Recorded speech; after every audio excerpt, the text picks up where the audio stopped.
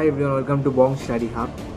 তো আশা করি তোমাদের সব প্রিপারেশান খুব ভালো। তোমাদের সামনেই সেমিস্টার 3 এক্সাম ক্লাস 12-এর 8 সেপ্টেম্বর থেকে তোমাদের এক্সাম শুরু হচ্ছে মনে হয়। তো আজকের যে ভিডিওটা আমি বানাতে বসেছি, এই ভিডিওটা তোমরা বলতে পারো যে আমি কীভাবে আমার প্রিপারেশান নিয়ে 487 মানে আমি বোর্ডসে কীভাবে পেলাম, যেই আর ডাব্লিউবি যেই পাশাপাশি। তো সেইটা বলতে পারো। আবার বলতে পারো যে তোমাদের জন্য একটা স্ট্র্যাটেজি ভিডিও তোমাদের আপকামিং সেমিস্টার 3 এক্সামের জন্য, বা সব এক্সামের জন্যই বলতে পারো, সেমিস্টার 3 সেমিস্টার 4 বোর্ড এক্সাম কীভাবে হ্যান্ডেল করতে হয় যেই আর ডাব্লিউবিজির সঙ্গে। এইটা নিয়ে মানে অনেকের খুব ডাউট থাকে, এটা খুব ডাউটফুল টপিক একটা মেবি। তো সেইটা নিয়ে তোমাদের আমি আজকে বলতে চলেছি এই ভিডিওটাতে। যেটা বলতে চাই সেটা হচ্ছে তোমাদের যে প্রিপারেশান, সেটা আশা করি অনেকের মানে খুব ভালো প্রিপারেশান আছে, যাদের শুধু রিভিশনটুকু বাকি। আবার এমনও অনেকে আছে যাদের হয়তো মানে একটা দুটো চ্যাপ্টার হয়ে রয়েছে, যারা ঠিকঠাক করে পড়েনি, কিন্তু এখন মনে হচ্ছে যে এবার পড়তে হবে। এবার মানে কীভাবে এই কদিনে পড়ার ইচ্ছা হয়েছে হয়তো, যে 40 ডেজে আমাদের পুরোটা সিলেবাসটা শেষ করে আমি পরীক্ষা দিতে চাই। আবার এমন কিছু একটা ক্লাসও পাবো যে যারা পড়াশোনা করেও নি, তা পড়াশোনা মানে করবেও না 40 ডেজে, যারা না পড়েই পরীক্ষা দিতে বসবে কিছু সাজেশান থেকে। তাদের জন্য এই ভিডিওটা নয়, প্রথমেই বলতে চাই, তারা একটু মানে অন্যভাবে দেখো, অন্যভাবে করতে প্রিপারেশান করা যায়। এটা হচ্ছে তাদের জন্য যারা খুব ভালো প্রিপারেশান হয়ে আছে, শুধু রিভিশন করে তারা এক্সামে বসছে 8 সেপ্টেম্বর থেকে। আর তাদের জন্য যারা হয়তো পড়াশোনা এতদিন ঠিক করে করা হয়ে ওঠেনি, মেবি ঠিকঠাক গাইডেন্সের জন্য, মেবি কোনো সমস্যার জন্য বা সামথিং, এবার পড়ার ইচ্ছা হয়েছে, মনে হয়েছে যে এই 40 ডেজে আমি পড়লে, ঠিকঠাক করে পড়লেই 40 ডেজে আমি ভালো কিছু করতে পারবো, যার মধ্যে মনে হচ্ছে বিলিফটা আছে, পোটেনশিয়ালটা আছে, তাদের জন্য এই ভিডিওটা। তো তাদেরকে আমি বলতে চাই যে হ্যাঁ, তোমরা যদি এতদিন সেরকমভাবে কিছু না পড়ে থাকো, তো এখনও তোমরা 40 ডেজে আমরা যেভাবে গাইডেন্স করে দিচ্ছি, বং স্টাডি হাব থেকে আমরা একটা ফ্রি হোয়াটসঅ্যাপ গ্রুপ তোমাদের জন্য খুলেছি।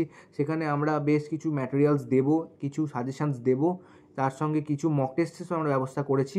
ঠিক আছে? তো সেইটা তোমরা ফ্রি অ্যাক্সেস করতে পারবে, সেই মক টেস্ট, সেই ম্যাটেরিয়ালস।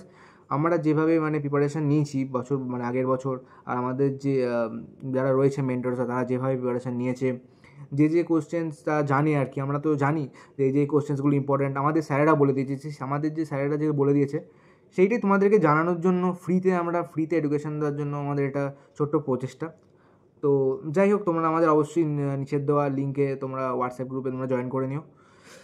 তো চলে আসি আসল কথায়, যে তোমরা কীভাবে এই 40 ডেজ, তোমরা সামনের 40 ডেজ পড়বে, সেই সম্বন্ধে আমি একটা ভিডিও তোমাদের বানিয়েছি, তোমরা দেখতে পেয়ে যাবে, এই চ্যানেলে গেলেই তোমরা দেখতে পেয়ে যাবে কীভাবে তোমরা ডেজ ওয়াইজ ভাগ করে নেবে, 40 ডেজকে কীভাবে তোমরা ভেঙে নেবে, সেই পুরো ভিডিও একটা বানিয়েছি আমি। তো আজকে কিছু বলি তোমাদের, কিছু স্ট্র্যাটেজিটাই বলি, যেগুলো আমি স্ট্র্যাটেজি নিয়েছিলাম, প্রত্যেকটা সাবজেক্টের কিছু স্ট্র্যাটেজি নিয়ে বলি। তো প্রথমে আমি একটা যেটা কমন স্ট্র্যাটেজি বলতে চাই, যে পরীক্ষায় হোক না কেন, তার আগের দিন না খুব ভালো করে ঘুমোতে হবে। মানে এইটা একটা কমন জিনিস বলতে চাই আমি, মানে এটা আমি আলাদা করে মেনশান করে দিতে চাই এখানে। ঠিক আছে? তো মানে যেহেতু মানে বুঝতে পারছো যে একটা ঘুমটা একটা কতটা ইম্পর্ট্যান্ট জিনিস। তো মানে আমি নিজে ফেস করেছি এই ইস্যুটা, মানে এই সমস্যাটা আমি নিজে ফেস করেছি, মানে না কম ঘুমানোর ফলে রাত জেগে পড়েছি। সেই ক্ষেত্রে আমার মানে ইস্যু হয়েছে কোনো পরীক্ষায়। মানে হয়তো মানে কী বলবো আর কি, হয়তো যা পড়েছি সব ঠিকঠাক করে মনে চলে আসবে না ঘুমিয়ে বা রাত জেগে পড়ে, কিন্তু তাও মাথা কাজ করতে যাবে না ঠিক করে। তো ভালো করে ঘুমটা আগে মানে খুব দরকার, নেসেসারি, মানে sleep is very necessary. Minimum 8 hours ঘুমোতেই হবে এক্সামের আগে। জানি মানে বলবে যে পড়া কী করে হবে দাদা, পড়াশোনার চাপ থাকবে, তখন এক্সামের আগে মনে হবে পড়ি, কিন্তু ঘুমাতে হবে, এটা কিছু করার নেই। তোমরা 1-2 পাতা কম পড়ো, একটা চ্যাপ্টার একটু কম পড়ে যাও, কিন্তু ঘুমিয়ে যাও, এটা আমি অলওয়েজ বলবো। মানে এটা আমি ফেস করেছি বলেই আজ তোমাদের বলছি, এই জায়গাটা ফেস করেছি বলি। যাই হোক, এটা একটা কমন জিনিস গেল। এরপরে চলে আসি তোমরা ফিজিক্সের প্রিপারেশান। তো ফিজিক্সের প্রিপারেশন তোমরা কীভাবে নেবে, কীভাবে রিভিশন করবে লাস্ট মিনিট। তো আমি একটা কথাই বলতে চাই, ফিজিক্সের যে তোমরা এতদিন পড়েছো, আশা করা যায় সব চ্যাপ্টার, সব এক্সাম্পলস পড়েছো। তো ফিজিক্সে তোমরা যে লাস্ট মিনিট রিভিশন করবে, সেটা হচ্ছে প্রত্যেকটা চ্যাপ্টার একবার আলতো করে সব কটা পড়তে থাকো। ঠিক আছে? তো একবার প্রত্যেকটা পাতা রিডিং মেরে যাও, প্রত্যেকটা এক্সাম্পল একবার দেখে নাও, এইভাবে তোমরা রিভিশন করে নাও। ঠিক আছে? এটা আমিও করেছিলাম। প্রত্যেকটা চ্যাপ্টার আমি মোট 5-6 বার করে পড়েছিলাম। আমার তো ছায়া ছিল, তোমাদেরও ছায়া বা সাঁতরা যাই যেটা ফলো করো, প্রত্যেকটা পাতা একবার করে জাস্ট পড়ে যাও, ইম্পর্টেন্ট জায়গাগুলো নিজেই বুঝতে পারবে। প্রত্যেকটা পাতা পাল্টে যাও, কিছু পার্টিকুলার এক্সাম্পলস তোমরা চুজ করে দেখো, আর তারপরে রিভিশন হয়ে গেলে তারপরে আমরা তো ফাইনাল রিভিশন আনছি, ফাইনাল রিভিশন সিরিজ তোমাদের জন্য ফ্রি।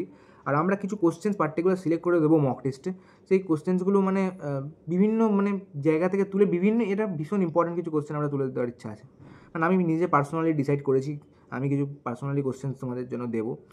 যাই হোক, তো এখান থেকে তোমরা মানে শিওর ম্যাচ পাবে, মানে জানি তো আমরা যে কীভাবে কোশ্চেন্স করতে আসে। তো যাই হোক, এবার তুমি কেমিস্ট্রি আর বায়োলজির যে কমন একটা স্ট্র্যাটেজি হয়, বিকজ দুটো সাবজেক্টই বলতে পারো যে একটু মুখস্থ করতে হয় টাইপ। তো কেমিস্ট্রি আর বায়োলজিতে তোমরা যা পড়েছো মানে সেগুলোকেই ডিভিশন করে যাও, এটাই বলতে চাই আমি। পরীক্ষার আগে নতুন করে কিছু পড়ে আর পরীক্ষায় যাবে না, কেমিস্ট্রি বায়োলজির ক্ষেত্রে বলছি। তো বায়োলজি তো জানো সাজেস্টিভ পড়লেই হয়, আর কেমিস্ট্রি বোর্ডসের জন্য কিছু সাজেস্টিভ পড়লেই হয়। ছায়াতে নাহলে প্রচুর প্রচুর অর্গানিক রিয়াকশানস, ইনঅর্গানিক রিয়াকশানস লেখা আছে, প্রচুর প্রচুর, ওইটা রিডিং করা সম্ভব না। আমি ফিজিক্সে যেটা বললাম তোমার ছায়ার পেজ টু পেজ একবার রিডিং করে যেতে, তো সেইটা তোমার কেমিস্ট্রিতে কখনোই সম্ভব না, বায়োলজিতে তো নয়ই। তো এই দুটো সাবজেক্ট সাজেস্টিভ পড়ে গেলেই হয়। আমারও বায়োলজি ছিল, কেমিস্ট্রি ছিল। তো বাই দ্য ওয়ে, তো আমি বলে দিই আমার ফিজিক্সে মার্কস ছিল 97 মতো, আমার কিছু ভুল হয়েছিল ছোটোখাটো। আর কেমিস্ট্রিতে 99 ছিল, বায়োলজিতেও 98 ছিল মোটামুটি। তো আর ম্যাথসের জন্য বলবো, আমি ম্যাথসের জন্য যে স্ট্র্যাটেজিটা বলবো, ম্যাথসে তোমরা প্র্যাকটিস করে যাও হাতে নাতে।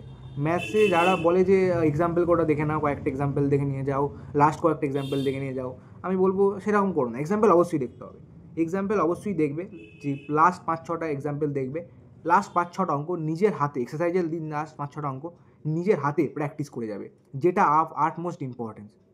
তো যাই হোক, তো এইটা হচ্ছে ম্যাথসে গেল, ফিজিক্স কেমিস্ট্রি ম্যাথস বায়োলজি চারটেই গেল। আর ইংলিশ আর বাংলা এই দুটোর ব্যাপারে বলতে চাই এবারে লাস্টে, এটা নিয়ে অনেকের ডাউটস আছে। দাদা ইংলিশ বাংলা তো আমি পড়িনি, ফিজিক্স কেমিস্ট্রি পড়তে গিয়ে, সায়েন্সের সাবজেক্টস পড়তে গিয়ে আমার ইংলিশ বাংলা পড়াই হয়নি। তো সেটা নিয়ে বলি, ইংলিশ আর বাংলা। ইংলিশটা প্রথম বলি, ইংলিশটা তোমরা চেষ্টা করবে যে প্রথম 5 সাবজেক্টসের মধ্যে নেওয়ার, বিকজ পরে যখন একটা চাকরির সময় যখন আসবে তখন অত মানে বলছি না আমি ভাবতে এখন থেকে, বাট তখন ইংলিশটা যেন 6 সাবজেক্ট না হয়ে যায়, চেষ্টা করবে, ঠিক আছে?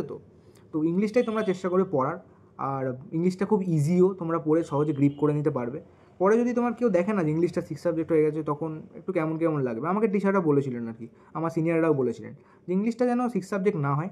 আর চেষ্টা করবে যে বাংলাটা একদম না পড়ে পরীক্ষা দিতে বলছি না আমি, বাংলাটা জাস্ট এক্সামের আগে একটু আধটু বাংলাটা পড়ে পরীক্ষা দেবে।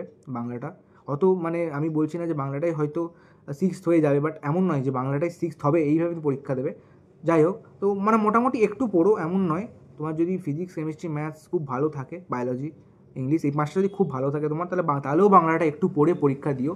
আর যদি মনে হয় যে না দাদা আমার যে মানে বাকি 5টা সাবজেক্ট এতটাই ভালো আছে যে বাংলা না পড়লেও হবে, তো সেক্ষেত্রে তোমরা সেটা ডিসাইড করে তোমাদের উপর দিলাম। বাট চেষ্টা করো যে ইংলিশটা পড়ার, বাংলাটা বাদ দেওয়ার।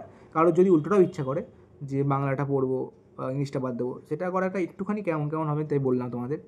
হ্যাঁ, তোমরা এটা করতে পারো যে যাদের যেইর জন্য যারা অ্যাসপাইরেন্ট, তারা ফিজিক্স কেমিস্ট্রি ম্যাথস করলে আর ইংলিশ বাংলা দুটো করে নিলে সেটা একটু চাপের হয়, বায়োলজিটা বাদ দিলে বা অন্য সাবজেক্ট বাদ দিলে সেটা একটু চাপের হয় ব্যাপারটা, বিকজ সায়েন্সের সাবজেক্ট অবশ্যই একটু বেশি স্কোরিং হয়, বাংলার থেকে অবশ্যই বেশি স্কোরিং হয়। তো এইটা হচ্ছে তোমাদের কমপ্লিট স্ট্র্যাটেজি ভিডিও। আরও পার্ট স্ট্র্যাটেজি ভিডিও নিয়ে আমরা চলে আসবো। ফর এরকম আরও ভিডিওসের জন্য তোমরা আমাদের চ্যানেল সাবস্ক্রাইব করে দিও, তোমরা আমাদের চ্যানেলের সঙ্গে থেকো। আর নিজের হোয়াটসঅ্যাপ গ্রুপে তোমরা অবশ্যই জয়েন করে যাও, ওখানে অনেক ফ্রি ম্যাটেরিয়ালস আমরা আনতে চলেছি, ফ্রি মক টেস্ট আমরা আনতে চলেছি, পার্টিকুলার কিছু রেলিভেন্ট কোশ্চেন্স যেগুলো আমরা চুজ করেছি মেন্টরসরা, সেই রকম কোশ্চেন্স নিয়ে তোমরা এখান থেকে অনেক কোশ্চেন কিন্তু ম্যাচ পাবে, এটুকু আমি বলে দিলাম ভিডিও শেষে। Best of luck. তোমাদের ডাউটসের জন্য তোমরা নিচের দেওয়ার নাম্বারে মেসেজ করতে পারো তোমাদের ডাউটসের জন্য, ওখানে আমরা অ্যাভেলেবেল আছি অলওয়েজ। Thank you.